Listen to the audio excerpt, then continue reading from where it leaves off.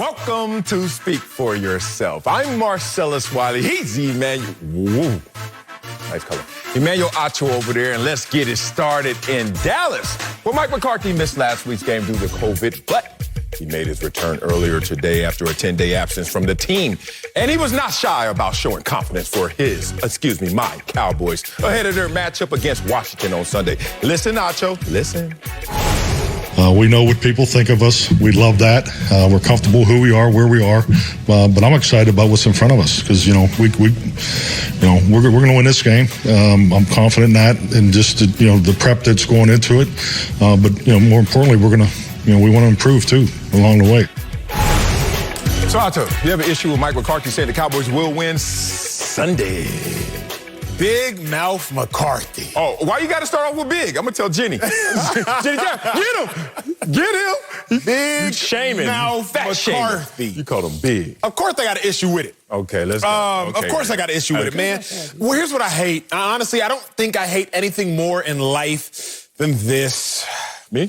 When someone writes a check that somebody else has to cash. Oh, okay. Mike McCarthy, of course we're going to win this game. Mike McCarthy just wrote a check. Yes, he did.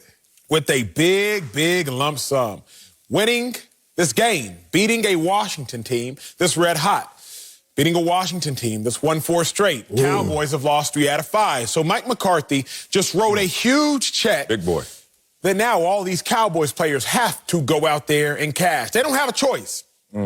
He said, of course, we're going to win this game. He said they're going to win this game. So, I know, coaches know, don't make declarative statements when you cannot actually guarantee what's going to occur. Don't do that. You know that. Don't do that. McCarthy, first and foremost, you just got back after your absence from COVID. After taking a step back, you should be able to realize this Cowboys team is not where they were before the bye week.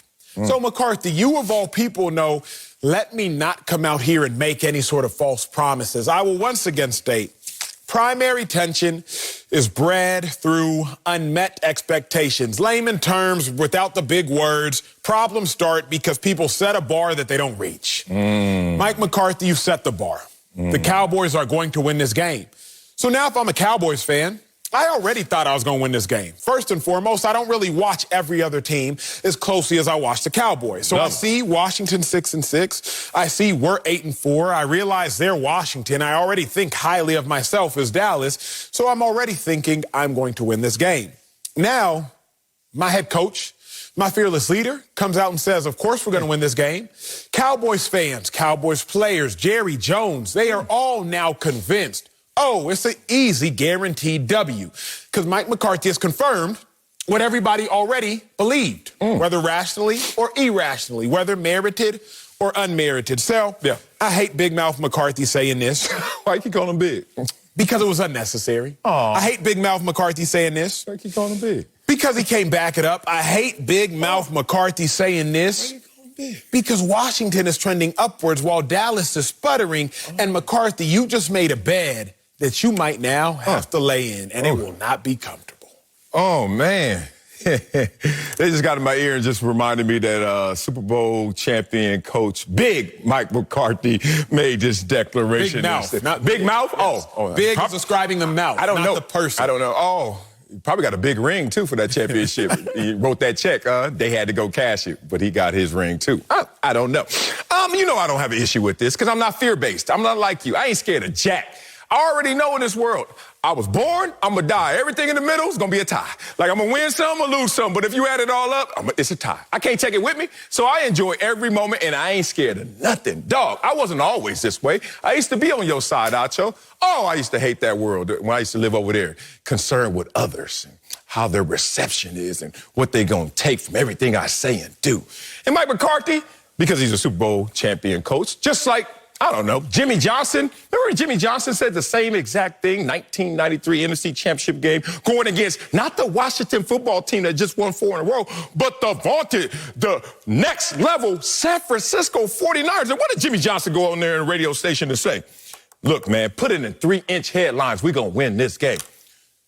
You're going to tell little, big, Jimmy Johnson, not to say it, or, oh, it's because of Mike McCarthy and your relationship with Mike McCarthy. Let's talk about this relationship, because I got to get into your relationships to kind of change you and convert you to bring you onto this side. This is the better side. Mike McCarthy writes checks, but he knows he has to cash them as well. He is invested in everything that he writes for this team to go out there and perform. It's the same dynamic as being a parent with kids. Every day, I'm invested in them. Every day, reading books, making decisions, feeding them, bathing them, helping them get dressed, all this stuff. I'm doing all this with them, right? But ultimately, their life is theirs. Ultimately, the checks that I write, they got to cash. All that I'm putting into them, they got to go out there and do it. And that's the thing about a team concept that you got to understand. There's some guys on this team that won't even step on the field, but are major contributors in terms of practice. You know this, practice tempo, doing the stuff, the little things in the locker room, keeping us all together, whatever it may be. Glue players, as we're going to discuss later. Point being, why are you mad at Mike McCarthy for believing in what he already believes in? You know what I'm going to do? I'm going to call you out. Because it's more times than not, Acho comes on this show before the cameras are on, before the lights are on. Oh, Sale, this is going to be a good one today. Before a certain block, oh, Sale, I'm fired up on this one. And every time you say that, what do I always say to you? And like, you're going to do your best, and you're going to live with the results. Why are you mad at Mike McCarthy? Who's telling everybody, oh, we going to do this week? And if he does it, he does it. If he doesn't, he lives with the results. So the biggest point of what you just said was, I say this before the cameras come on. Yeah. I say this before the lights come on. You scared? I forgot. I'm not scared. Oh, you scared. I'm cognitive of the outcome of my words. What you mean? I say this, I don't tell y'all, oh, this is going to be the best show ever. Because if they start watching and realize, oh, this is not the best show ever, then my words were not only irrelevant, my words were a lie. It's one thing if Mike McCarthy says during a team meeting, fellas, we're going to win this game now. We got to win this game. I would hope he does that as a head coach. But when you come out there and take a stand publicly saying we're going to win this game, a declarative stance, now the whole world has to hold you accountable to something you never even need to say. And why not? We want the ball, and we're going to score, close quote. Oh, you leave that dude alone. That's my dog. Who was that? Matt Hasselbeck. 2003, That NFC fresh Wild Card Hummer game against the Green Bay Packers. Yeah. We want the ball, and we're going to score in overtime. First drive, pick six. Somebody was going to score. Yeah. It wasn't my dog, Matt Hasselbeck. Somebody's going to win. It might not be Mike McCarthy and these Cowboys, but still, 18 years later, we want the ball, we're going to score. A quote I still know on this show. Would I be regurgitating it if the Seahawks had gone and scored? Not at all. Would I be mentioning it if the Seahawks had not said that and still gone and scored? Why not? No. But at the point in which you put yourself out there, you now create a predicament. Sal, you always say this is one of my favorite quotes of yours. Not my favorite, but one of my favorites. My dog. You can't call for attention and then hang up. And then hang up. Yes, At the point in which you say, we are going to win this game, of course we're going to win this game, that is calling for attention. You just had to say, we're going to go out there and play our best. But at the point in which you say, we're going to win this game, that's calling for attention. Mike McCarthy, you don't need to call for no more attention. You missed last week's game because of COVID. Attention. You're coaching for the Cowboys. Attention. Your owner/general manager came out there and blamed your wide receivers for Dak Prescott's issues. Attention. You don't need to call for attention because at the end of the game, you will not be able to hang up. Man, who said he gonna hang up? Maybe the phone get disconnected. I don't know. But in this situation, damn, you're so scared. You're so scared of other people's reception and perception and then their judgment. Gives a damn about what them people think. People ain't gonna help you climb the mountain. How the hell they gonna pull you down once you're at the top? I'm not like that. I regurgitated what Jimmy Johnson said. They won. Don't give me all the failure issues. Give me the successful ones as well. And this is the difference. And this is why I like this. Because Mike McCarthy is basically saying, look, I have such belief in something that I intend to do that I will tell you my intentions. What's wrong with telling someone your intentions? I'm not fighting for the arrogance of this or whatever may come from that point of view. I'm fighting for the ability, the freedom, the liberty to say exactly what you intend to do, even if it doesn't come to fruition. Growing up, Everyone was asking me, are you going to go to the NFL? I didn't even say I was going to the NFL. What I said is I'm going to be successful. That was my only goal. I didn't give a damn how it came. If I was going to be a computer programmer, teacher, NFL, look, I just got to get from here to there. That was my goal. Everybody else kept seeing me and my talents and was like, you going to play football? You going to go to the NFL? I was like, I'm just trying to make it, dog. Point being, I said I was going to make it. What if I didn't make it, Acho? It doesn't always have to go that way. All of a sudden, you should have never said you were going to make it because look at you now. You didn't make it. I do know people like that. I don't judge them. But also, the reality is they didn't make it. Shouldn't stop them from dreaming. Shouldn't stop them from intention. Shouldn't stop Mike McCarthy in this moment. He has a very capable team that is actually better on offense, better on defense, and has a better quarterback. Why wouldn't he state the obvious and say we're going to win? Here's the disconnect. Let me clarify. Oh, you had to say it 3 times. I have no issue with someone dreaming. But you don't always need to publicize your dream. Why not? Because what do you gain? I said this before, so I believe last week. Let's go. All things permissible, not all things profitable. Yeah. So you can do whatever you want. Mike McCarthy, go ahead, do it. Oh. But what do you gain by doing it? That is the issue I have at hand. What do you gain, Mike McCarthy, by saying, of course, we're going to win this game? Because now, Sel, at the end of the game, assuming the Cowboys lose, if the Cowboys lose, if they so happen to lose, now everybody got questions. Well, you know, Mike McCarthy, you said that y'all were going to win this game. What led you to believe that? Well, Mike McCarthy, all this unnecessary nonsense. Just go out and play. We haven't even talked about the aspect that we don't need to give them no bulletin board material. The other team gets paid too. Other team got checks too. Other team is already upset. You don't need to give the other team any additional reason to go out there and want to be any greater than they already are going to try to be. Washington already has a ton at stake. Yeah. Why do you need to now add to the fact that, oh, yeah, they said they're going to win this game. They're going to come to our house and beat us and win. Why even add to that? Yeah. You already have enough forces acting against you, Dallas Cowboys. No reason to add an additional force. There's a small difference between you and your homeboys talking about your dreams growing up. Nobody can hold y'all accountable to that except the people that heard that conversation. Except whoever was in that small circle. The whole world now has heard this conversation. The whole world is in the circle of Mike McCarthy. And we can all hold Mike McCarthy accountable to those words. So you saying don't say this because you're going to have to deal with questions in case of failure. The Cowboys deal with questions in success. They beat the New Orleans Saints and everybody talking about, I don't know about that performance right there. It didn't look so great. We came on here and argued how good they looked, even though they won. The Cowboys know bullseye on our chest no matter what we do. So I don't think that's on the table if you're a Dallas Cowboy. But I know what's at play. I know let me do it like you did. Disconnect. You talking to me like you my granddaddy up here.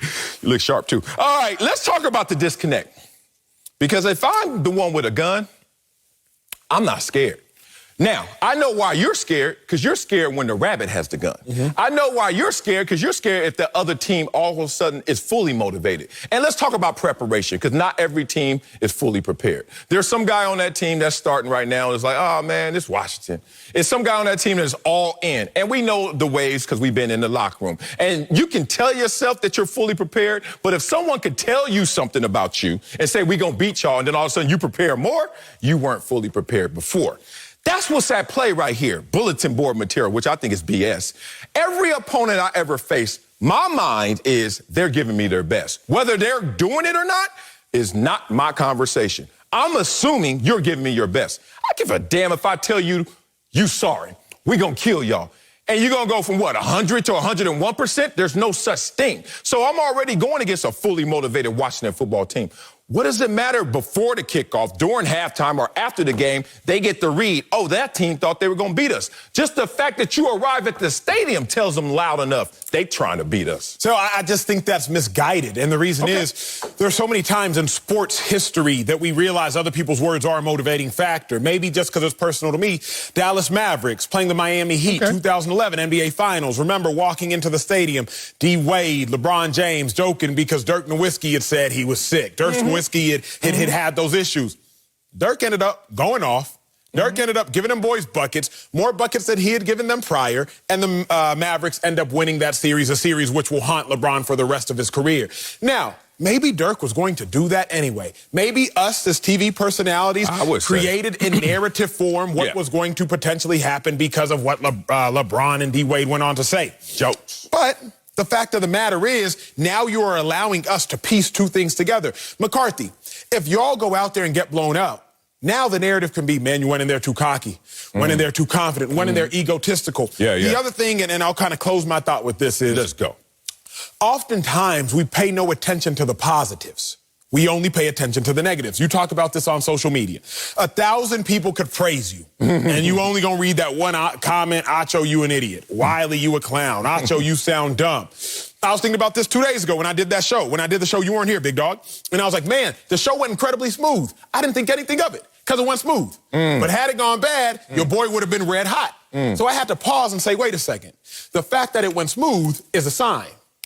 Because it didn't have to go smooth. Nobody's going to pay attention to the Cowboys if they win. We're not even going to think about the fact that Mike McCarthy said, of course we're going to win. Because when everything goes right, you pay no mind to it. When everybody's complimenting you, you pay no mind to it. When a show goes seamlessly, you pay no mind to it. But when things go wrong, that's when everybody starts to look at, why did it go wrong? If the Cowboys lose, Mike McCarthy, you just added an additional problem. He gains nothing and potentially loses a lot by those comments. That's my biggest issue with it. So in your mentality, in your mindset, you think the pain of losing is greater than the pleasure of winning.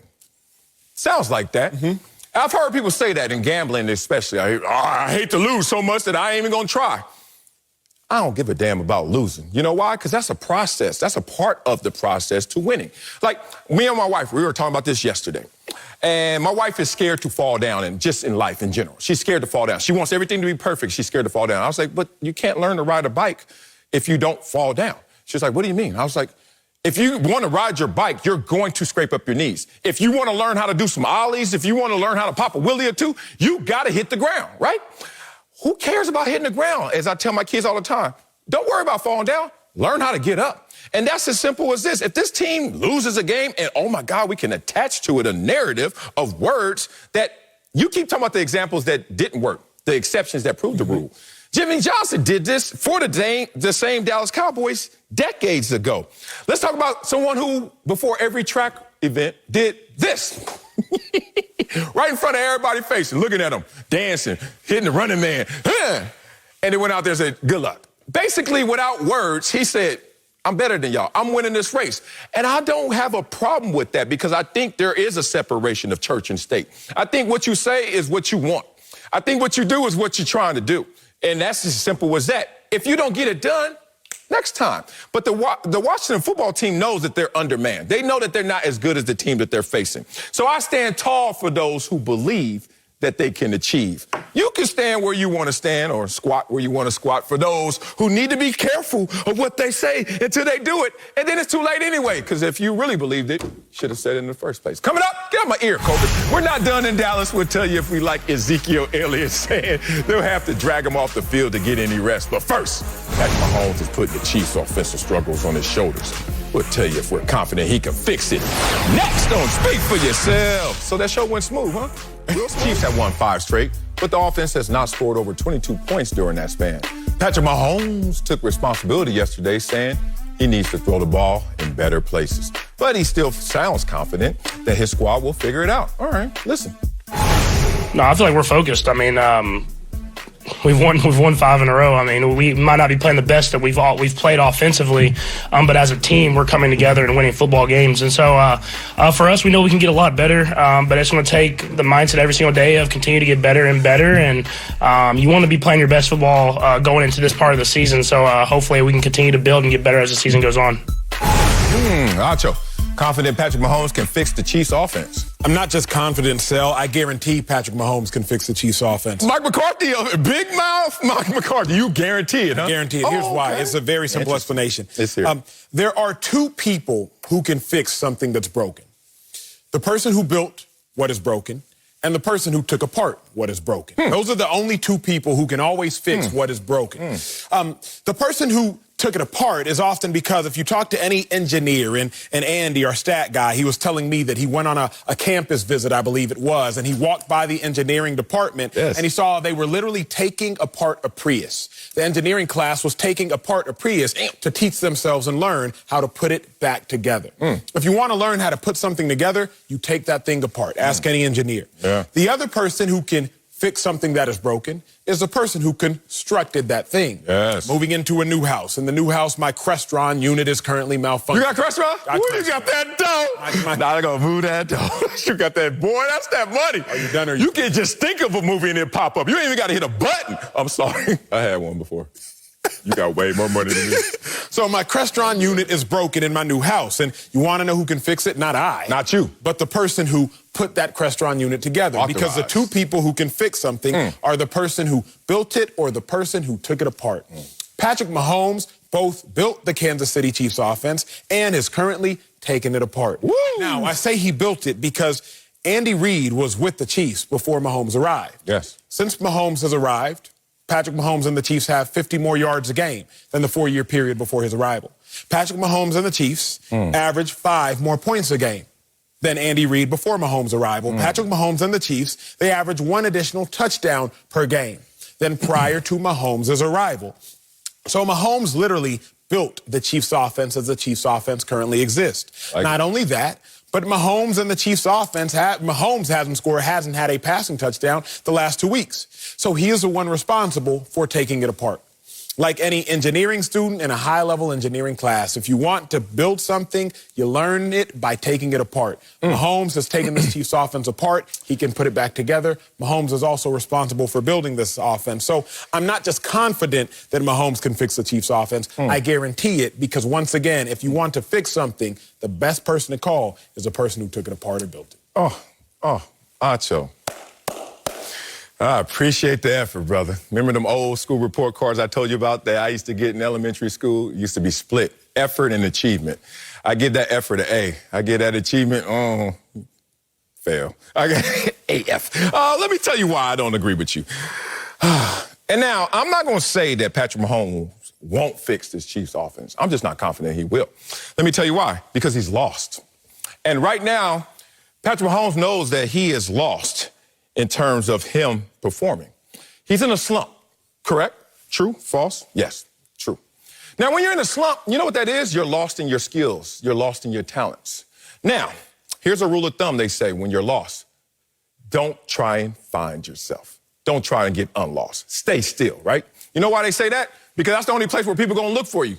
Outside of that, you're trying to find yourself. They trying to find where you were. No one knows where the meeting ground was, the last place they saw you. Last time we saw Patrick Mahomes look good, gotta look back to last year. Moments here, but roller coaster moments. Lost, slumping. Why your example doesn't land on Patrick Mahomes is because Patrick Mahomes is not a Prius. Patrick Mahomes is not in a laboratory. He's not an inanimate object. He's a real-life human being. So breaking something that is inanimate, yeah, put it back together.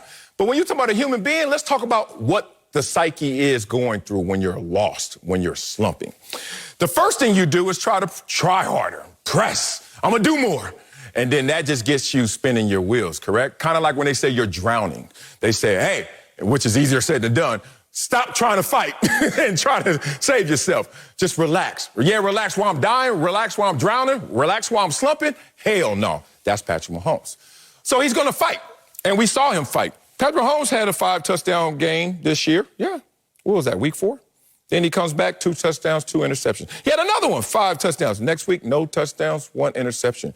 So you add that up, 2 touchdowns, 3 interceptions. Pressing, trying to fight, trying to get out this slump. Here's the thing about it, man. The reason I don't have any confidence in him is because he's been trying to hit that switch. I've slumped before. I know about hitting that switch. And you think old Betsy gonna turn over.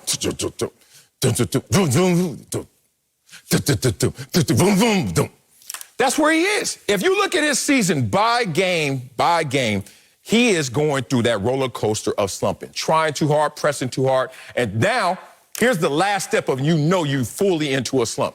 You dumb it down. You try to keep it simple. Go back to the fundamentals. Let's just keep it simple and dumb. That's dumb because that's not going to get you out of this. There's another layer when you're talking about people who are going through what he's going through right now. It's not inanimate. It's not just, is it broken? Is it fixed? There's another thing called, I don't know, chance, luck, breaks. Let me give it to you in this example form. Dak Prescott threw a pass that we highlighted with Mark Sanchez here yesterday, right? Mark Sanchez was like, look at this play right here. All CD Lamb needs to do is look over the other shoulder. But what we break down is Dak is going through a roller coaster. Dak is slumping right now. Dak's not looking the same, which is crazy because all it takes is for somebody to not do this, but to do that. Is that slumping? And that's where Patrick Mahomes is right now, lost, trying to find himself. Let's break this down, Sel. Let me break this down for everybody. The most money I ever won in one sitting at the casino was $10,000. My dog. The most. It's not a lot. No, that ain't paying for Crestron. Not at all. Hell no. The most money I ever won at a casino was $10,000. Why? Rich. Because I played scared. I'll be honest. Table maximum would be $6,000. Most I would ever play might be $3,000. Table minimum will be $25. So I'm sitting there playing $25. Might play $100. Might play $200. The most I ever won was $10,000.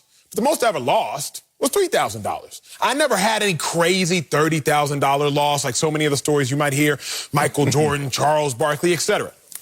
But I played with some of my dogs before, and I've told you this. I went with Miles Austin one time, my dog. I was there. Kardashian time? Before or after? Post-Kardashian. So he probably had more money. More money. I was there and saw him win $84,000. I was right next to him as he won it. I saw him win $84,000. What we didn't talk about was the times I heard of players were losing $40,000, losing $30,000. So why do I bring that up?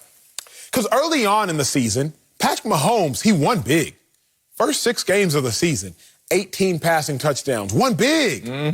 But he also had 8 interceptions. Last 6 games of the season, Patrick Mahomes was like me at the casino. He only has 7 passing touchdowns last 6 games. But he's also only thrown 4 interceptions. Yeah. So how do y'all want it? Because we got to keep it real. What we cannot do is look at Patrick Mahomes' losses when he was winning big, and now only look at his gains when he's winning small. I like you. Like, that's the problem. You can't go and assess me, well, Acho, dang, the most money you ever won at the casino is $10,000. But then go assess Miles Austin and be like, dang, Miles, you lost $40,000? Because there's 2 different stories. You better go look and say, wow, Miles, you won $80,000 before? Oh, Acho, but you've only ever lost 3. What we did with Patrick Mahomes, first 6 weeks of the season, we ignored his 18 passing touchdowns. And all we said, Sal, and you and I did this show, man, he's thrown for 8 interceptions through 6 weeks. That's atrocious. Well, now that he only has 4 interceptions through 6 weeks, the last 6 weeks, less than an interception a game, man, he only has 7 passing touchdowns. Come on now. When he was positive, we only looked at negatives. When the negatives are small, now we're looking at the minimal positives. Pick one. Early on in the season, he was balling offensively but throwing picks. Later in the season, not such great offensive margins but not throwing picks. We have to pick one with Mahomes because I don't fully think it's broken. His whole body of work on a season, he has 25 passing touchdowns? That doesn't scream broke to me, but we only assess the negatives when looking at Patrick Mahomes, and we got to look at the whole body of work. Okay. We are looking at the entire body of work, and we've never seen these extremes, so therefore people are looking at him and they're being suspicious. They're wondering, is he broken? Is it broken? What is going on? And Patrick Mahomes is having the same type of conversation mentally as well. You want to know why? Because I just saw him play hot potato with the responsibility of this team. Whose team is this? Of all teams, whose team is the Kansas City Chiefs? Patrick Mahomes, he's a $500 million player. So you can say Tom Brady, you can say Aaron Rodgers, yeah. Look at the level of investment. Aaron Rodgers potentially won't be there next year. Tom Brady, they're holding their breath, hoping that he wants to continue to play. But they're not going to marry him like they married Patrick Mahomes, $500 million, 10-plus year contract. So this is his team. And you know what he's starting to say now? Things like this. Well, the other side is playing well. The other side is leading the charge. We're coming together. Are you really coming together when you're not doing your part, but they are doing more than expected? That's them coming to you, not you coming to them. Y'all not coming together. So let me just give it to you like this. In life, as they say in school, and you also heard it in church, life doesn't give you more than you can handle, it says, right? That's why I don't complain, because I don't want to tell the universe, hey, I'm good right here, and then the universe won't give me more. I'm good. Never. Keep coming. Patrick Mahomes was so great, we just kept growing and growing in expectation. And he kept going and growing in reality. But where is he now? All of a sudden, he wants to leave the table that we know, yo, you got it. We know your bank account. We know your statements. We know you got it. He wants to go to the $25 minimum table. Why do you want to go to that one? because he's forced to go to that one. And that's a situation you didn't think you would see Patrick Mahomes in. Every quarterback's going to have bad games. Every quarterback's going to go through a slump, blah, blah, blah. But let's not act like in that slump, we're not going to now be suspicious of that player, and maybe they won't come out of that same slump. Coming up, Ezekiel Elliott says they'll have to drag him off the field to get any rest. Oh, this is a spicy show. We'll tell you if we like that mindset next. Don't speak for yourself. Get back to Dallas, where Ezekiel Elliott has averaged just over 40 yards per game in his last 6 games, and it could all be because of his right knee injury. Zeke had an MRI recently and said things are going in the right direction. He also plans on not taking any time off, saying, quote, "You're going to have to drag me off the field." Acho, you like Ezekiel Elliott's mindset? No, I hate it, Sel, because at what point did Week 14 become the Super Bowl? That's the real reason I hate it. And we also have to remember, Zeke, you're answering a question we're not asking. You got that too? We're not asking about your toughness, Zeke. We're not asking about that. We're asking about your talent. Sel, I know the viewer has been in this situation. If not, you or I have been in this situation. Say you go out too late. You're in a relationship, you go out too late. I'm leaving the house too late, or I'm coming back too late. Damn. Just a dating relationship. You're not married. And you get asked that question. Oh, so who you go out with? Oh, man, it was a phenomenal time, man. We had a blast. Oh, so who you go out with? Man, the performer showed up late. Can you believe that? Oh, so who'd you go out with? Man, I mean, what was crazy was when the dude next to me spilled his drink. You start answering questions that they're not asking. Yeah, that because part. You realize if you answer the question that they're asking, it will lead to further investigation, to which you will have no good conclusion. No good answer. The question that we're asking, Zeke, is, are you still talented? Oh. But the answer that you're giving us is, yes, I am still tough. But you're not answering the question we're asking. The reason we're asking the question of talent is because, Zeke, we've seen your production go down year by year by year by year. You started out 108 yards per game, but now you're only giving us 63 yards per game. 6 consecutive years declining production. Woo. Zeke, we're asking, are you still talented? Because beyond your yards per game, Zeke, you don't rank very high this season in rushing yards per game nor rushing average. So we're asking you, Zeke, are you still talented? We're asking, Zeke, are you still talented? Because we see your backup, Tony Pollard, and what he is doing in his limited touches. 2nd in scrimmage yards a touch, 3rd in rushing average, 4th in average per carry. So, Zeke, while you are giving us a great answer, you're giving us a great answer to a question that we are not asking. And that, Sel, is why I hate this drag me off the field comment. Yeah, I'm not feeling this mindset. I'm not feeling this comment as well. That full screen, that hit hard. And Dallas had the nerve to cut me after one bad year. Zeke had about 3, 4 regression, and this dude's still living? Okay, I digress. Look, Zeke, this is one of those Letterman jacket moments, I call it. It's one of those badge of honor moments where cats get caught up in what they've accomplished and who they are, and they just want that to present itself. And I'm like, but who are you right now? Not with the jacket on, because with the jacket on, guess what? We're not playing football. So you ever do that on a recruiting trip? Well, you in the University of Texas. Good Lord, I imagine what those Letterman jackets look like. Patch on patch on patch. Went to Columbia, went here. One patch right here, and little my signatures. But the point is, cats wanted to wear that to show you who they are, right? And Ezekiel Elliott wants to put on this jacket right now of toughness, as you was talking about, to show you who he is. But we ain't asking that. You're right. Oh, my God. Ezekiel, your displays of bravery, admirable. But let's not confuse that with achievement. You know? And I think right now, the achievement is lacking so much that he wants to deflect us into a different conversation. Boy, I hate when people are trying to help, but they really hurt. I hate when people want to say, okay, let me step into this and I got this. And really, you messing this up even further. Let me give you an example, a lighthearted example. My mother-in-law was in town about a month or so ago. She stayed for 2 months, too long. No, she stayed for 2 months. She was here. Love her. Sweet. And she's from Canada. She's from Canada and she's sweet. So you know it's just syrup. I mean, she's the nicest person that ever lived, right? But, you know, we order a lot of water. We got a lot of kids. We got a lot of refrigerators, blah, blah, blah, blah. Kirkland, you know, the big boys, right? Kirkland stacked higher than me. 8 feet of Kirkland, right? So I got to grab 2, 3 at a time just because I ain't going back and forth to the garage all damn day. And then my mother-in-law, so sweet. Ezekiel, I'll call her. Miss Elliott. She just comes to the, can I help you? Oh, I got you. I was like, first of all, she's 70 years young. Ma'am, no, I got him, Mama. Okay, Karen. Oh, no, I can help you. I was like, no, I got this. She does it again because she's Canadian and sweet. And I was like, now you trying to help me is actually hurting me. Ezekiel, you trying to play through these injuries is not helping you. It's starting to hurt us because when the running game is absent, all of a sudden, Dak is affected. The defense is affected. The win-loss column is affected. So, Ezekiel, it's okay to tap out, big dog. Mama, it's okay. Sit down. Watch TV. I got the Kirkland. That's what Ezekiel needs to learn. So you're exactly right. When athletes are hurt, they ask themselves the wrong question. I'll say it again. When an athlete is hurt, they ask themselves the wrong question. I'll personalize it. I tore my groin on a Sunday against the Tennessee Titans. We played the Dallas Cowboys on a Thursday, so 3.5 days later. Remember, I tore my groin, second-degree tear.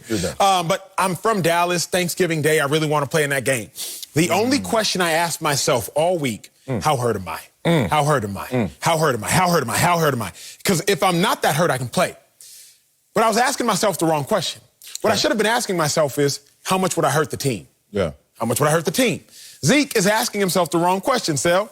How hurt am I? Because when you keep asking yourself, how hurt am I, then you get to answers like, well, I'll drag myself off the field. You'll have to drag me off the field.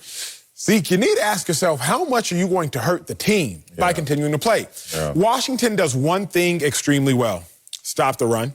That's really the only thing Washington, if you look at their statistics individually, that's really the only thing they do well is stop the run. So, Zeke, if you go out there not fully healthy, and you're not fully healthy, then you're only going to hurt the team. I get it, though. Tony Pollard breathing down his neck, Seth. You know the story. Wally Pipp. I believe he was, second baseman for the Yankees back in the gap. Maybe the shortstop. Y'all know me. I'm trying to figure out my baseball on the fly. But I know much. He was a dude. He took a game off because, as the legend has it, colloquially, he had a headache. Well, next thing you know, Lou Gehrig took that spot, and he did not look back. See, Ezekiel Elliott is nervous because he understands that Tony Pollard is a dude that the whole world has already been calling on to get more carries. Tony Pollard is a dude that already has a longer rush than Zeke. Tony Pollard is a dude that if you give him the ball, he makes magic happen. Zeke, you give him the ball, and he just kind of does what he does. So Zeke is trying to force himself out there, asking himself the wrong question. How hurt am I? But, Zeke, you got to ask yourself, how much am I hurting the team? Say it, brother. Facts over feelings. And your baseball knowledge. Oh, Joe Buck, you're safe. You hear this stuff over here? And Lou Gehrig from Columbia. Respect us gangsters out here in these streets. When you get hurt, first thing you ask yourself is, how hurt? You're right.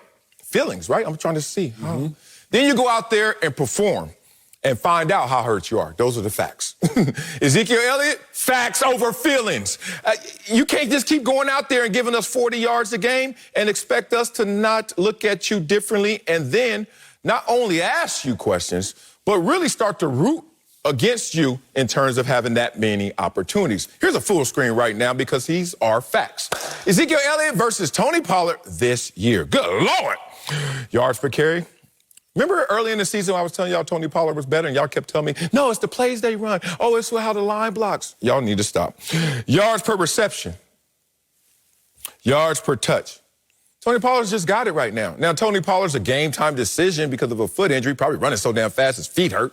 I don't know. But the point is, there's no conversation. If you want to do what's best for this team right now, you have to take a step back if you're Ezekiel Elliott. Like you said, come back when it's really the time for you to cook. Come back when it's time to eat. Come back when it's a Super Bowl conversation. Not right now, week 14. Here's the other thing. If Zeke was the kind of player where I was, I get it.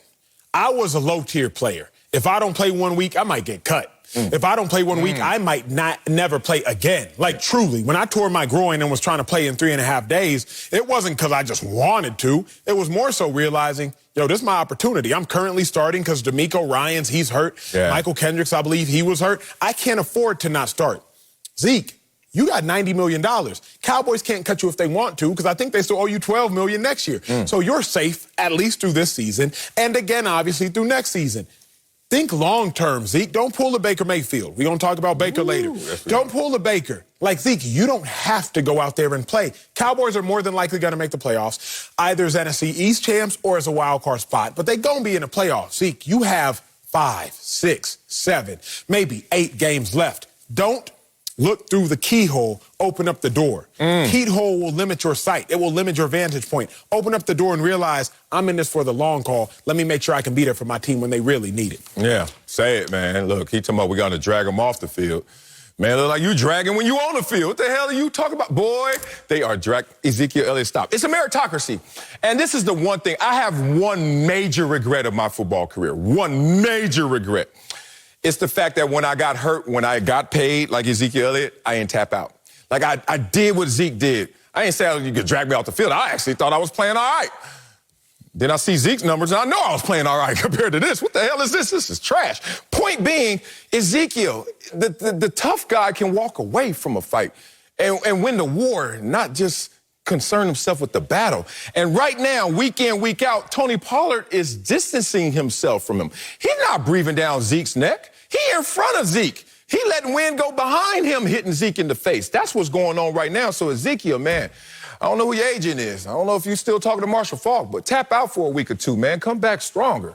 If not, you know what's up. Coming up, a lot of teams have shot at it in an AFC Wild Card berth, but there's only a few spots, and we'll tell you who's getting in. We about to do it at the big board. Next on Speak For Yourself. Welcome back to Speak For Yourself. The battle for the AFC Wild Card's heating up as 9 teams are in the hunt for the 3 spots. Stop looking at me, Acho. With only 5 weeks left in the season, it's time for us to reveal the 3 teams we think will make the cut. I'll get things started with my first team in, of course. Put it up there, the best colors, best uniforms, best team, the Los Angeles Chargers. Acho Mania, I would like to hear who your first team is. I'm right there with you, big dog. I Yes, think the Chargers, I know we're not necessarily doing this by the seeding order, but I think the Chargers will end up as the 5th seed.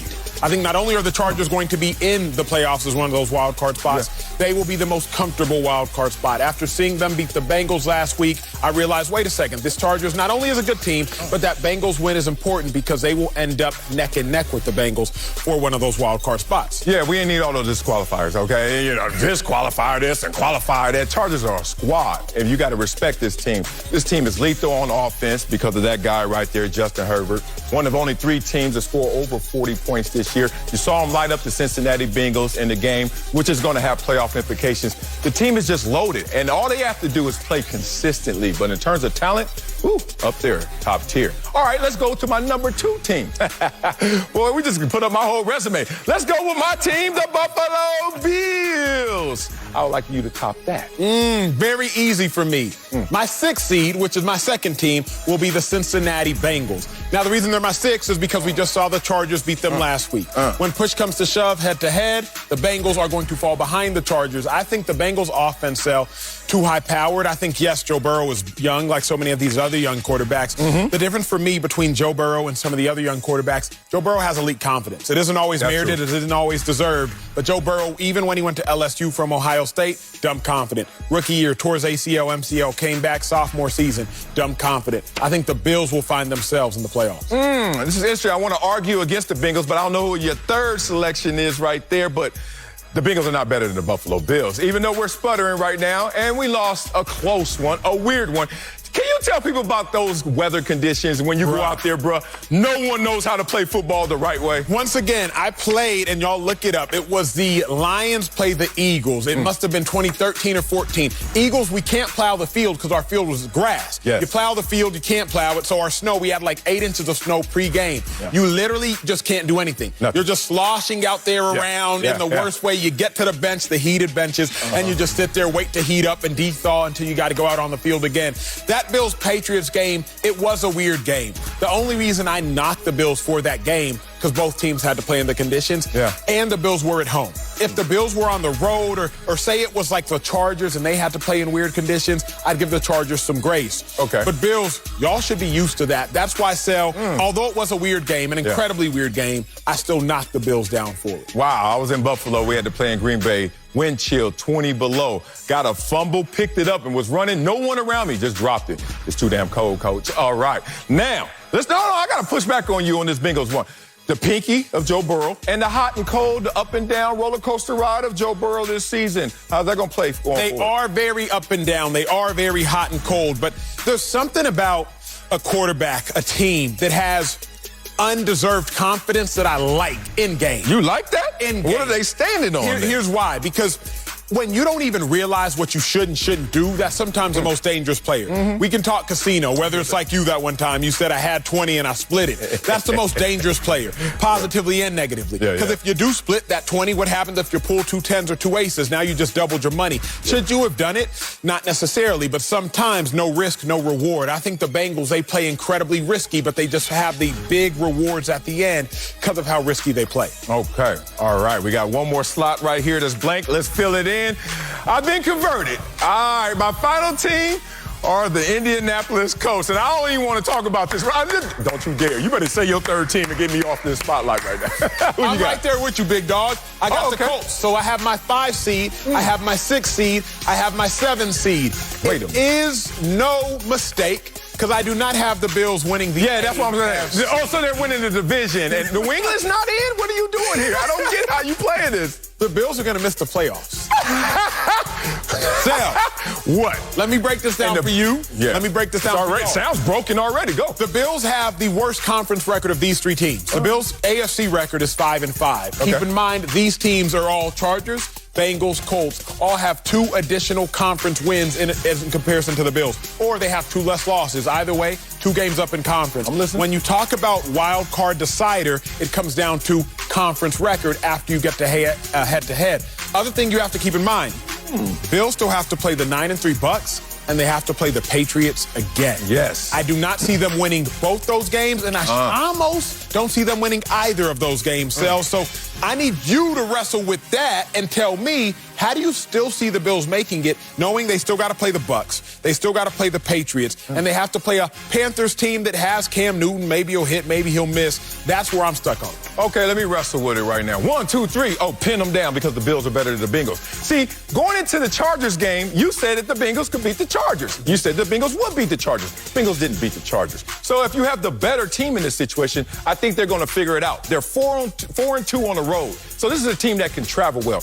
That game against the Patriots didn't tell me anything about the matchup going forward with them and the Patriots. I'm just going with the better team. I'm not going into, conference tiebreakers, et cetera, because I don't think they're going to even finish with the same record. But it's not just about better team. We always say it's all relative. So better team has to play the better competition. When I look at it, man, the Bengals only got to play the Chiefs. Bengals got to play the Ravens. These Bills have to play are the Bills going to beat the Buccaneers? Let's start there. Bills going to beat the Bucs when they have to play them. They're going to beat one of those 2 teams, if not both. Either the Bucs or the Patriots. Yes. I think it's more likely they lose both of those games than win both those games. Do you disagree with that? I disagree with that, and it's time to put something on this. You talk a lot of gambling, but you don't like to gamble. Let's roll.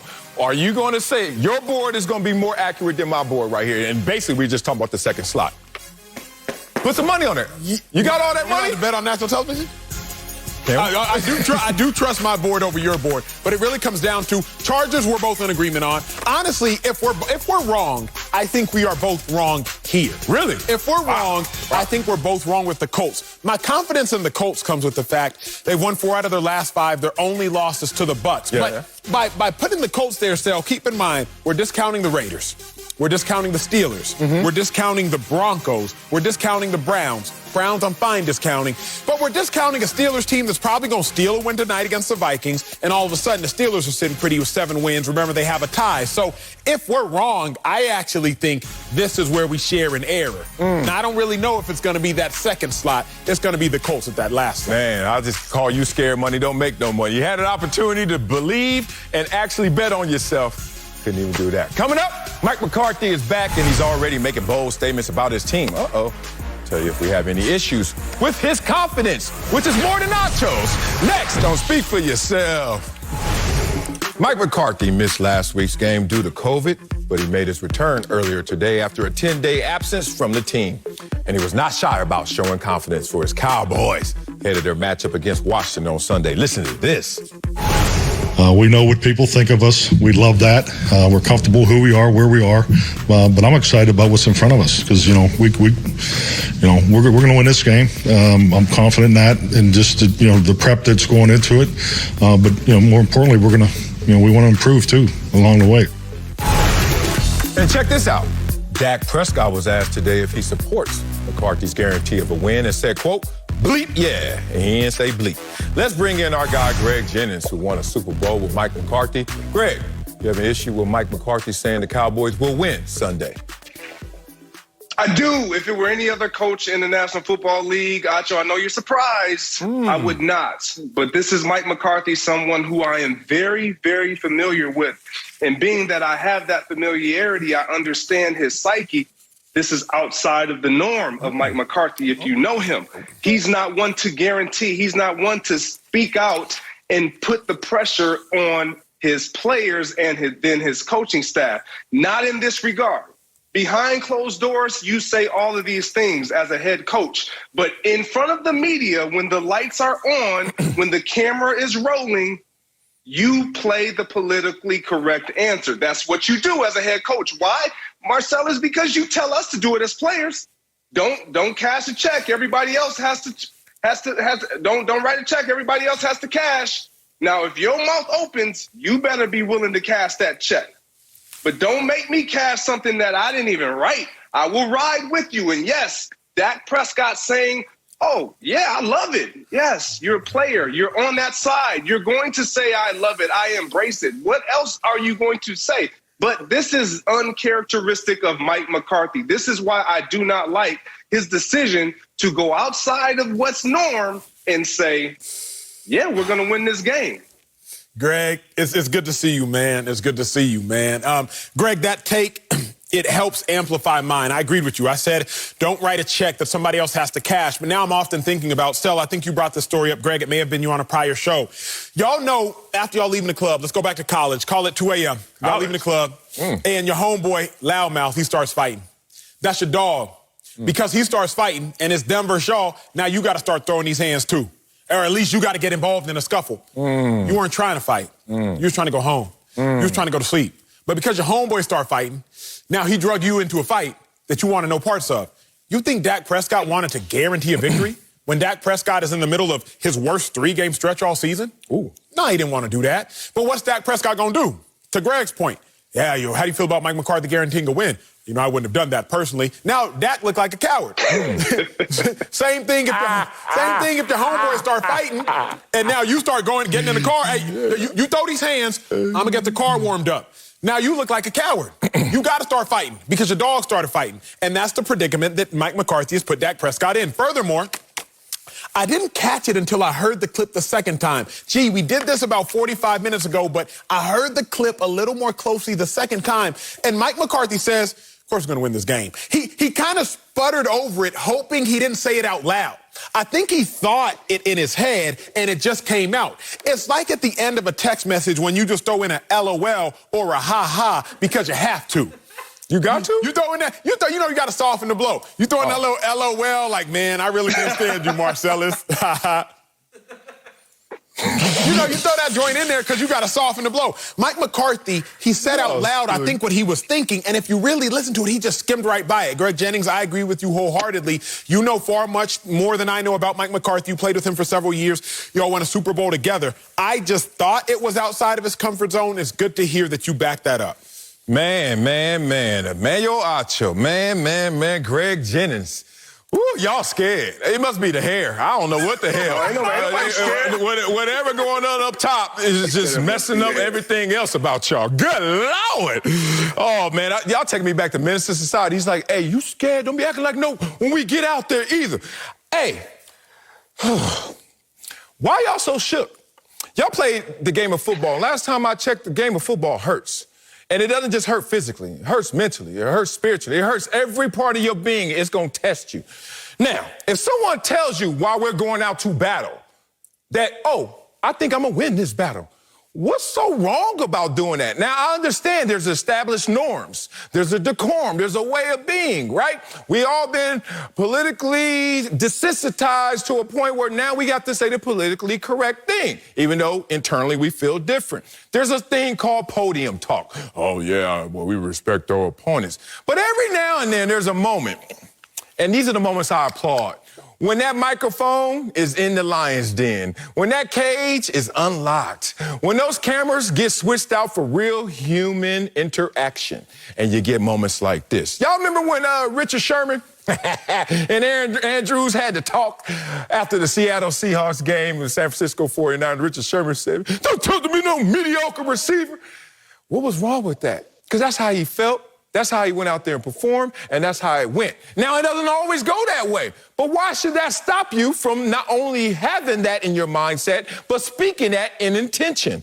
I don't subscribe to that. I also don't subscribe to if we go out to the club in college, let me see my boys, and y'all want to scrap, that I got to scrap. First of all, if we in college, I ain't got a cell phone, somebody got to go get help. I'm running. Y'all fight. I'm going to get the help, and then I'll be back. Call me a coward, call me what you want. But that's what I intend to do. I ain't fighting for nobody. Point being, y'all looking at Mike McCarthy, he out there actually writing the check as a coach that is an investment into his guys going out there and cashing it. Y'all can't separate the two, because football is about the real, and all he did was give y'all the real. So I don't even think the reality of your ideas are being expressed with your words. I think there's a disconnect. Greg Jennings, let me check my dog real quick, and it's only out of love, Marcellus Wiley. Yeah. LOL, right? Remember, Sherman said post-game, when you try me with a sorry receiver like Crabtree, that's the result you're going to get. Oh, yeah. One, Greg Jennings is saying it because I said post-game. Greg Jennings, Richard Sherman said this post-game. And he also said that's the results you're going to get. Yeah. So Sherman did two things that I wish Mike McCarthy would have done.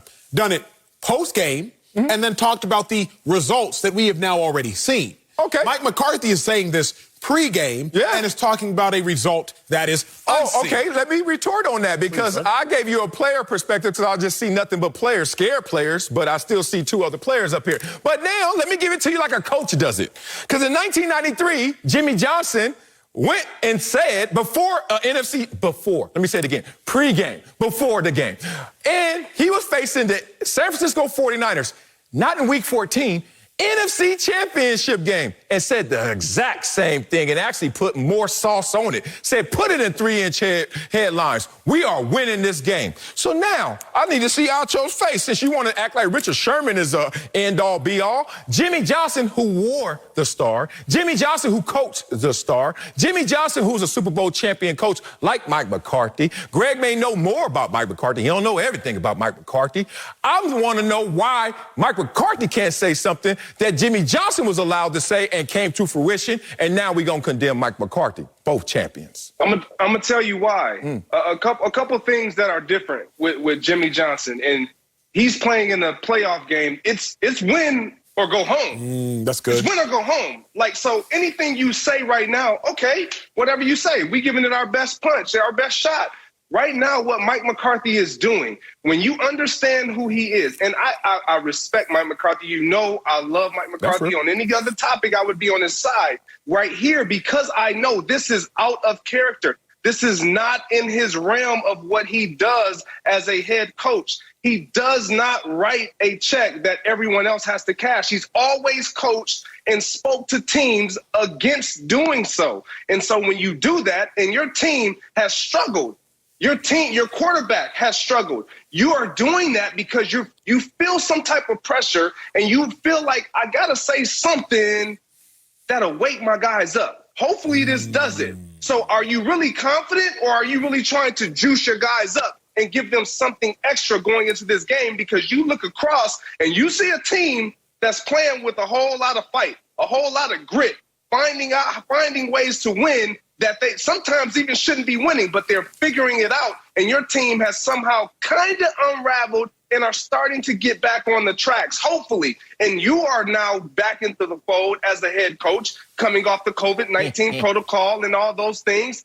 And I got to give my team some type of spark, because this game means a lot. And it can either propel us or it can actually derail us, because we got to see these guys again in a couple more weeks. Oh, no, G, I ain't gonna let you off the hook now. See, you say a catchphrase like out of character, like it's a negative. Just like when people say peer pressure, they always think of the negative. There's positives of being out of character as well. Let me give you an example. Tom Brady for 20 years was Mr. Suppression. And everyone said that was his character, right? 20 years we didn't hear Tom Brady ever say anything. 20 years Tom Brady was one mode. And it's crazy how we try to cage someone's character just based off of what we see from them. Not them in totality, just what we see from them. And then Tom Brady all of a sudden says, peace, New England. I'm going to Tampa Bay. And all of a sudden, everyone's like, wow, do you see Tom Brady on Howard Stern? Wow, did you hear Tom Brady? You see all these commercials? You see all these endorsements? Wow, he's out of character. How did that affect the results? He just kept being Tom Brady. Now, Mike McCarthy is a Super Bowl champion coach, one of only 8. I just think this really comes down to Jimmy Johnson could say it because he's Jimmy Johnson. Richard Sherman, you could say it after a game because, hey, that's the way you're supposed to do it. But how dare you be so real with your intention and declarations before it happens? Y'all not giving Mike McCarthy the proper respect. Y'all don't give him his proper amount of stripes. So when Mike McCarthy does something that other champions do, y'all sit there and look at him and say, why do you think you're qualified to do it? I'm with you, Mike McCarthy. Say what you mean and mean what you say. Well, he has to know what he's saying, and he has to know what it's going to mean. I was looking up because, Marcellus keeps bringing up this Jimmy Johnson quote. So I was like, well, let me do some further investigation. Now, Jimmy Johnson said, I didn't realize it was going to cause such a stir. Next day, Emmitt Smith walked up to Jimmy Johnson and said, man, coach, you wrote a check that we going to have to cash. Jimmy Johnson went on to say, I put the pressure on the players, and I put the expectation on them.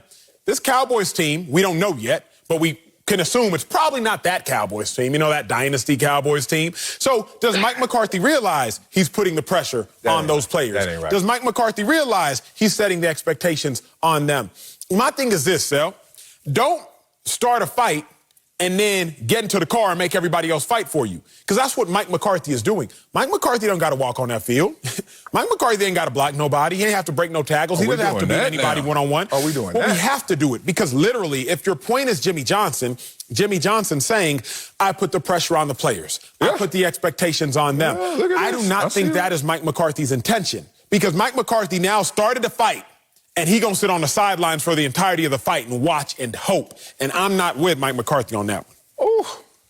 Well, he still has to come to the fight because he has to execute the X's and O's. He has to manage the game. He has to understand that not only did I say this, but my guys got to deliver, but now I got to deliver on a level that I've been a little inconsistent at times. Now, but this is what I would say about Mike McCarthy. And you said you were talking about say it and say it with your chest. Well, did he really say it with his chest? Acho, you alluded to it on your first go-around. He said, we're going to win this game. And then he followed up by saying, well, what do you expect me to say? Like, sure. What do you want me to say? Like, whoa, you already said it.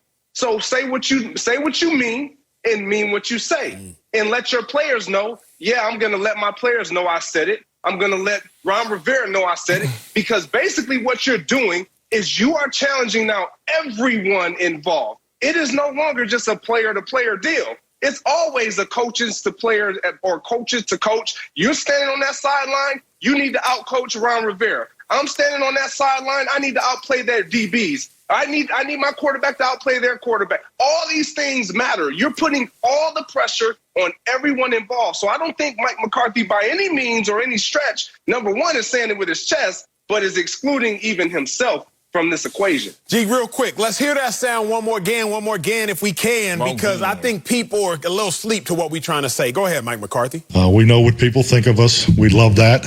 We're comfortable who we are, where we are. But I'm excited about what's in front of us because, we're going to win this game. I'm confident in that and just, the prep that's going into it. But, more importantly, we're going to, we want to improve too along the way. Hey, real quick, so before I even go to you. The only time Mike McCarthy stuttered the entirety of that soundbite was before saying we're going to win this game. Hey. He said, quote, because we're going to win. He knows how to speak. He's spoken for years. The only time he stuttered, Sel, and you stutter when you are unsure of something or you stutter when your brain is moving faster than your lips can. The only time Mike McCarthy stuttered was when he said, because we're going to win this game. He don't even believe First of all, that ain't the only times you stutter. You also stutter when you got a few different routes. I could go plan A, plan B, plan C. He's like, I ain't going to go either. He didn't want to go there, so he went to the softer route, which is we going to win this game. Plus, as the only guy over 250 pounds on here outside of Mike McCarthy in that sound, touchdown. Sometimes we got to breathe in the middle of something. And in that breath, it may sound like a stutter. It's just us getting our breath collected. All right, here we go. I can't stand y'all. Woo! Wow. I wish I played with you, Greg, because you won a championship. I would have been on that team. Acho, y'all know championship stuff like me, man. I would never play with y'all. Boy, I ain't fighting for y'all. Y'all some, soft belly. Here we go. Y'all talking about, oh, man, don't put that challenge to the players. Don't put more pressure on the players. Last time I checked, when we go on a football field, there's two outcomes. One is we're trying to win the game, or, unfortunately, we lose the game. And there's only two ways it's going to happen. Pain or more pain. Guess what? Y'all acting like he changing reality. What are you going out there in the first place to do? If someone tells you exactly what you're doing right now, Greg, you don't speak for yourself. Acho, you don't speak for yourself, Mark. You're saying what I'm already doing. What they're trying to do is in intention. What's going to happen is in result. But you don't have to displace the two unless you want us to come up here and continue to lie. Like Acho. My boy Acho, 1993, the dynastic Cowboys. Cowboys only won one championship before Jimmy Johnson said that. That ain't a dynasty. Ask the Kansas City Chiefs about that. It's not a dynasty in the moment where he put all that pressure on them and Emmett had to come back. That's not after they won 3. That's not after they won 2. It was after they won 1 and were on the pace to try and get another one. What's wrong with this? I just don't understand a world where we want people to lie to us just so we all can just feel better. We out there trying to go to blows, trying to go to war, trying to go to battle. And y'all mad for a dude who just calls it like he sees it, calls it like the reality is going to be. Maybe I'll grow my hair out and think like y'all. Coming up, Aaron Rodgers said he does not regret telling Bears fans, I still own you. We'll tell you if we have a problem with him doubling down. According to the hair guys, I think we do. That's next on Speak for Yourself. The Bears faced the Packers Sunday night. Last time they played, Aaron Rodgers yelled, quote, I still own you, to Bears fans after a touchdown. Rodgers doubled down yesterday, saying he has no regret for what he said. Matt Nagy was asked about the incident. Take a listen. The I own you stuff at the end of the last game. Do you guys put that up on your in your room at any point this week? Do you bring it up Saturday night? Do you use it as motivation at all? I mean, we're aware of it. Greg is back. So, Greg, you have a problem with Rodgers doubling down on his I own you comments? See, I know what you think. You tried to close that last segment out saying, you know, those hair guys, they probably will have a problem with it. Well, I don't. Okay. I don't. Shave. I don't. I love the fact that he doubled down because this is truth. There is no doubt that he owns the Bears. He owns the Bears. Let me explain. Let me just take you back down memory lane, shall I? 2010, 2011 season, there's this team called the Green Bay Packers. They weren't even really supposed to make the playoffs. They're going into week 17 at Lambeau. Who's coming into town? The Chicago Bears have an opportunity to stop what the Green Bay Packers at the time, and myself being on that team, felt like was a Super Bowl opportunity. Windows closing. What happens? They play all their guys. They try to slam the door in our face. We kick through that door. We get in the dance.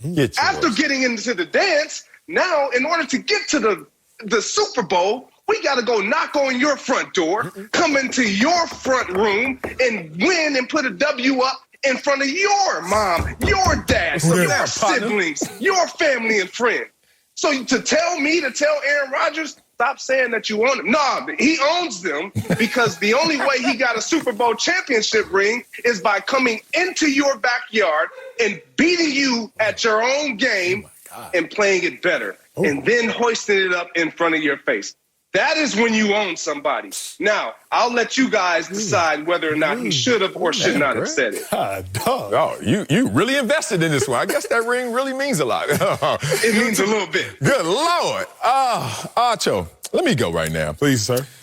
I'm with you, Greg, but I'm going to take a little of the hot sauce off of that plate. I mean, God dang, I'm trying to eat. Boy, it's spicy nuggets over here. Look. I'm not mad at his comments. I'm not mad at the emotions that really occur on the football field, as I'm not mad at someone who goes to a presser pregame, postgame, and tells you exactly how they feel.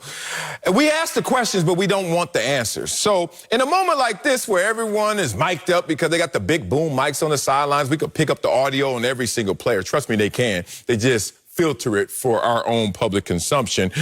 People love football, but do they know what they really love? This is the emotional content that the game of football makes me love the most. When people go out there and really let you know how committed, how much they really love the game and how passionate they are about it. This is a rivalry game on top of that, as Greg just went through and alluded to. When it's a rivalry game, everyone loves that. Oh, yeah, let's see the Bears versus the Packers. But do y'all really love the rival? Do you really love that there's going to be opposition? Do you really love that there's going to be two guys on two different sides wearing two different colors who don't love each other for 3 hours? This is a moment that I love about it. Now, the only thing I don't like is the media. Us, we, doing this. Doubling down? He ain't double down. Y'all looking at this situation and reminding him of it, and he's like, yeah, I said it then, I meant it then, I mean it right now. It's not really doubling down. It's not two different things. It's the same thing you're looking at twice. Like if somebody come up to you with a single patty, and then you come back to me and come back with the same single patty, it ain't a double burger. It's just the same damn single patty. That's what they try to present it and frame it in the media. I caught y'all suckers. But point being, I love a guy who means it and says it with his chest. Fellas, I hear you. I feel you. Here we go. But I don't like it. The only reason truly I don't like it isn't because he can't back it up, isn't because he hasn't backed it up, is not because he hasn't earned the right to say it. Again, Greg Jennings, I just say, what do you gain by saying it, Aaron Rodgers? Once again, the Bears players also get paid. The defensive linemen, the linebackers, the cornerbacks, they also get paid. Why would you give any potential additional fuel, fire, motivation to people who also get paid? A couple things can irk somebody on a football field. You can joke about this, joke about that. But if somebody says, I own you, I'm going to find whatever extra strength I have within me to let it be known that that is not the case. Now, not to say the Packers aren't still going to win. Now, it's not to say Aaron Rodgers ain't still going to ball. But I just hate when people write checks that others have to cash. Because while Aaron Rodgers can do a lot of things that will make him a first-ballot Hall of Famer, he can't protect himself, Greg Jennings. I know that much. Aaron Rodgers can do a lot of things, but he can't play left tackle. He can't play right tackle. He can't play either guard position, and he definitely cannot snap himself the football. So all these things that Aaron Rodgers can do, there's a whole lot of help that he needs. And now he just fueled the emotions of the Bears players even more so. One of the most storied rivalries in the history of all sports. And now Aaron Rodgers, you just added even more to it. I simply say, for what? What do you gain? So the difference, I just want everybody listening, America, to listen to the last segment, your head coach is saying it. And yes, that's your head coach. But players don't respond to head coaches like they do an alpha leader. And the alpha leader in this instance is your quarterback, Aaron Rodgers. Now, when Aaron Rodgers says, we own you, and we can call it doubling down or what have you, we're going to back that up. So you saying that everybody is going to have a little added pressure, and Robert Quinn and supporting cast, they're going to be coming after him. And Aaron Rodgers understands he has a defense that is balling out of control. He has an offense that they haven't even really peaked. They haven't even played their best game of the year. He hasn't played his best game of the year, hopefully, in his mind. So when you understand that, and you're still at what, 9-3, and you're second in the NFC, you're sitting on top of this division as though you are the dominant big brother. I'm going to say and do exactly what I want.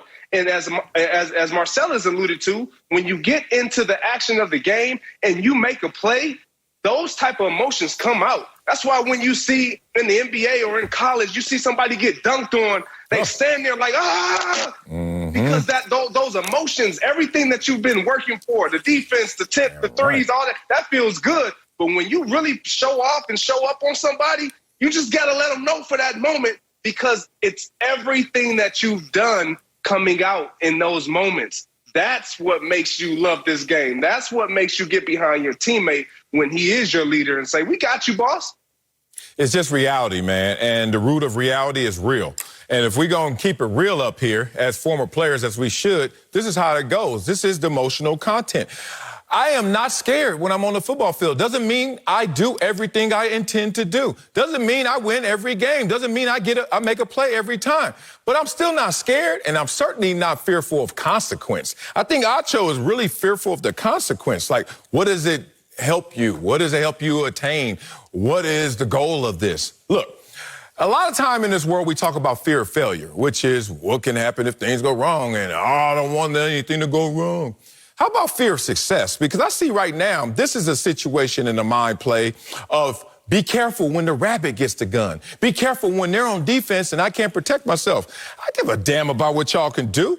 Look, whenever I hear somebody talking about, I'm going to gain some extra strength or I'm about to go out there and go get you, I'm like, where was that strength at before I said that? Oh, you now mustered up more?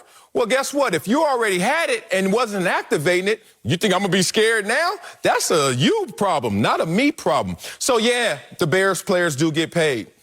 But since Aaron Rodgers owns the Bears, he's the one paying them. I love it. I love it. This takes me back to this situation. This is real. Y'all remember when Compton had all them songs and movies and all that stuff? And I had to live there, but, you know, I grew up there and then moved and all that stuff. And I'm like, okay, it's some of that, it's some of this, it's not all of that, it's not all of this. But I remember there were times when somebody got to pierce through, actually came and visit. Actually came to grandma's house, came and kicked it with me. And all of a sudden, you know, in the back of their head, they got every movie image and they got every rap song. But it's a big difference between Ice Cube told you, and then when we on Compton Boulevard leaving Zorba's going through that alley, I said, yeah, this is a shortcut. And they didn't want to take the shortcut. So all I'm telling y'all is, do y'all really know football? Do y'all really love what y'all watching? Because Aaron Rodgers just took you through the alley. He just took you through the shortcut. He just took you to where it really is real. I'm not mad at a guy like that, but Acho, I guess you can. Sal, remember, and G, you was on this show, I believe, during the course of the August months, the September months, the June, July months. We was talking a lot of track and field.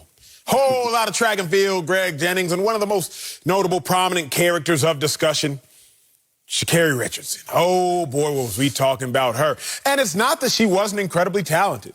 It's not that you could say that she owned so many of the American sprinters. She was dominant. But, boy, there came a time when she didn't just get ninth, Greg Jennings. She got last, as Marcellus Wiley will say it. Now, why was that such a big deal? Not because people don't lose. People lose all the time. People greater than her, Allison Felix. We've seen her lose. Greats lose. But when you proclaim yourself as the champ, when you say, come get me, when you say, I own you, then when you get got, or when those in which you own relinquish and find their freedom, now it is that much bigger a deal. When Sha'Carri was winning without talking, we were still going to praise her for winning. And if Rodgers wins without talking, we still going to praise him for winning. You gain nothing, absolutely nothing, by doubling down on your ownership before the game. Say it after the game, like Richard Sherman. When you try me with a star receiver like Crabtree, these are the results you're going to get. Say it post-game. But to say it pre-game, you gain nothing and potentially lose everything. Man, Reggie Jackson, boy. Ooh, I'm glad it's pointing out there. Wow. Shouldn't point, I guess. These big moments come, and they come with risk, but they come with great reward because they come with great risk. I love it like that. All I know is Aaron Rodgers knows what he's stepping in, and he's fine with it. He even said in those comments, furthermore, he said, yeah, I know there's going to be a time where they should come back to haunt me. Okay, but this whole thing, like, we got to be fearful of the consequence, or more so the reaction. I don't think that's how the game is played, because I didn't get into sports because of the reaction. I got into sports because of that action, boss. Coming up, there are a lot of big-name quarterbacks in the NFL. I see you over there, Heller. But we'll tell you which quarterbacks we will want down the stretch. Next on Speak for Yourself. Yeah, it's about that action, boss. Welcome back to Speak for Yourself. Only 5 weeks left in the season. It's put up or shut up time for the game's best quarterbacks, Mike McCarthy style. With so many stars in the mix, we wanted to rank the 5 quarterbacks we will want for the stretch run. Oh, Acho, get us started. Who you got at number 5? What I care about most right now, veteran presence. Give me Dak Prescott as my 5th quarterback for this stretch run. I don't necessarily need so much veteran presence, but this is not a rookie anyway. Let's go with Josh Allen. I just like that arm talent. I just like his intangibles. I like his moxie as well. Josh Allen, don't let last week fool you guys. I mean, those win conditions, obviously, the game plan remix, but Josh Allen is a tremendous talent. No slight to Dak Prescott, who I love dearly, but Josh Allen is next level. But Josh Allen, Sal, if last week isn't going to fool me, what about last year? What about the year before? What about all the times he spazzes in critical moments? It's all the times he spazzes during playoff runs. What about the fact that we can't necessarily fully trust Josh Allen? We've seen Josh Allen play a Jacksonville Jaguars team, and he wasn't even the best Josh Allen on the field. So I'm not certain that if I had to pick right now for the next 8 weeks, regular season, playoffs, I don't think I want Josh Allen even in my top. God, he was in the championship game last year, and Dak was building football fields in his backyard. But okay, spaz at that. All right, Acho, who you got at number 4? Number 4, Lamar Jackson. Okay, I got my dog Lamar Jackson because even in his bad games, somehow the Ravens still win. Football gods, call it what you will. But I think more importantly, Lamar Jackson, we've seen him will his team to victory. I remember against the Colts, 4th and 1, you got to have it. Lamar Jackson looks to Harbaugh, hey, we going to go for it? Yeah, we're going to go for it. They go for it. They win the game. Yes. Lamar Jackson, he's knocked on the door. So I think this time around he gets in a door. He gets in a door, huh? Is it the front door? Is it the back door? Let me go with a forgotten great right now, at least this year for sure. We got Kyler Murray up there. Kyler Murray, when healthy, will be the MVP. But he hasn't been healthy this year, so that's going to be a different conversation. But you talk about his talents, you talk about how he's led this team, and people didn't see this coming. Right now, I would love to switch with your list because your list is pulling at my heartstrings. But I'm playing football right now, so I'm playing heartless. I'm going with the talents. I'm going with the guys who are rolling right now. This is going to get real interesting. Oh, yeah. I see your 5. I see your 4. I'm excited about your 3, 2, 1. All right. What you got at number 3 then? Number 3, give me Patrick Mahomes. Patrick Mahomes, I think I could put him in 2 or I could put him in 1. Or not at all. Bruh, if you're talking about who do I trust from this point forward, you've seen Mahomes win a Super Bowl. Haven't seen Dak do it. Haven't seen Lamar do it. Haven't seen Josh do it. Haven't seen Kyler come close. Okay. So if you're talking about somebody who's been there before, Mahomes has been there before, baby. Okay. I'm going to attack that right now. But let me first put up somebody who's playing better than him right now. Justin Herbert. Oh, say something. I dare you say. Remember that whole conversation, Joe Burrow and Justin Herbert? Oh, they got a big matchup this week. How'd that go? And let's just redraft that right now. Joe Burrow and Justin. Yeah, exactly. Justin Herbert will be the number 1 overall pick. You didn't have a lot of love for Herbert, but you got it now. Now, Patrick Mahomes, stop playing. There's an argument, if you want to look from 30,000 feet of Patrick Mahomes landing the plane, won a Super Bowl, was in a Super Bowl, didn't even score a touchdown, and then the roller coaster ride we call this season. You right now have him as the 3rd best quarterback in the league, and he's even admitting he's struggling right now. How? Do you realize that your list has 3 collective playoff appearances in it? Yes, and they all come from Josh Allen. Oh, Patrick Mahomes has already given you more than that by himself, not to mention Lamar Jackson's, not to mention Dak Prescott's. The air here is there's too much youth, big dog. There's far too much youth. Oh, you lucky the producers telling me we got to move because I would move in on your picks right there. All right, who you got at number 2? Number 2's easy money, Aaron Rodgers. Finally, you got somebody that deserves to be on the list. I would assume that from yes. Let's do it. Who we got at number 2? Oh, Aaron Rodgers. Yeah. What can we say about Aaron Rodgers? Can we get to our 1? Yeah, let's get to our 1 and let's go back and argue on number 3. Tom Brady. All right, who you got? Tom Brady. Tom Brady. Okay, put him up there so I can see him. Yeah. All right, there's Tom Brady. What the hell? All right, you keep trying to use the fact that these guys haven't been in the playoffs. What are they going to do? I'm talking about guys who have struggled in the playoffs and more importantly, struggling in the regular season. I need America to tweet at us right now. Which list is more realistic? Which list do you align with? So, yours is terrible. So we cancel 1 and 2. I heard 2. Okay. Mahomes. Who's playing better right now? Mahomes in the playoffs versus Herbert. Give me Mahomes. What do you mean in the playoffs? Are they going? Dak Prescott, Josh Allen. Give me Dak Prescott all day of the week. Lamar Jackson, Kyler Murray. You haven't even seen Kyler Murray in a meaningful football game. Okay, I'm going to do this to you. MVP conversation. I don't know how, but still in it. MVP conversation just disqualifies them. Playing maybe the best of all these guys are certainly tier 1. Then you get Patrick Mahomes, who's not even his best version of himself. He's letting the defense lead the charge in Kansas City with Andy Reid. You got Lamar Jackson. People are saying is a regression right now. And then you got Dak Prescott, who his coach got to say, we're going to win. And Dak's like, yeah, I guess. But what happened to you at the bottom of your list? If you had 1 game. Yes. Playoffs. Yes. Or week 17, 18, you got to have it. Mahomes, Herbert at quarterback. You have Herbert, Mahomes, I saw him in one game. Last time I saw him in the playoffs, he didn't even score a touchdown. You've never seen Herbert in the playoffs. Even better, because I believe in what I'm going to see. That's what faith is, and the belief in the unforeseen. All right, coming up, the Steelers will try to make their mark on the AFC playoff picture. I'm sorry, producers. We were supposed to go out a minute ago. We'll tell you if they will be a tough out in the postseason while I address this list. Next, so speak for yourself.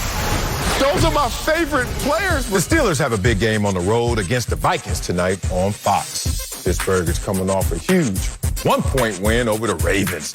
And a win against Minnesota can push them closer to an AFC playoff spot. So, Acho, could the Steelers be a tough out in the playoffs? Absolutely, Sal. And I'm going to start here really narrative form. I'll start here and end here.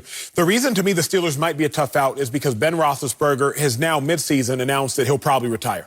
Oh. So when I kick back and start thinking about it, weird things happen when, GOATs of teams announce their retirement midseason. Remember Ray Lewis, 2012 playoffs. Ray Lewis was not still that good, but he told everybody for the Ravens, he told everybody and his mom and them, hey, I'm about to retire.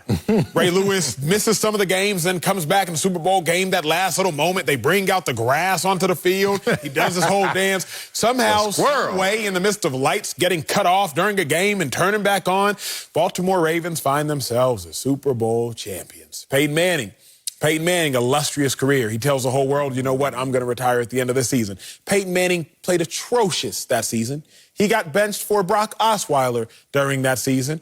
But somehow, some way, the troops rally around Peyton Manning and the Broncos win a Super Bowl, even though Cam Newton was an MVP that year and the Panthers really had a squad.